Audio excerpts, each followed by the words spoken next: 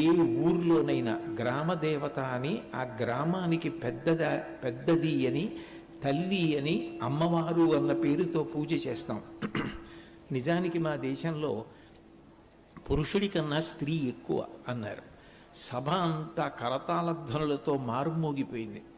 అంత గొప్ప వేదాంతవేత్త అయిన వివేకానందుడు తయారయ్యాడు అంటే ఎంతమంది నవ్వి అవహేళన చేసినా చిన్నతనంలో తల్లి చెప్పిన మాట వివేకానందుణ్ణి అంత గొప్పవాణ్ణి చేసింది.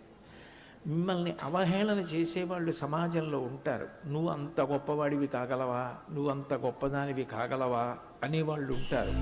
కానీ మీరొక్కటి గుర్తుపెట్టుకోండి, నాకు ఇది కావాలనుంది, నేను ఇలా చదువుకుంటాను, నేను ఈ స్థితికి వెళ్ళాలనుకుంటున్నాను అని మీరు త్రికరణ శుద్ధిగా చెప్తే మీ కోసం అహరహం వెనకాతల ఉండి మీరు అట్లా తయారు కావడానికి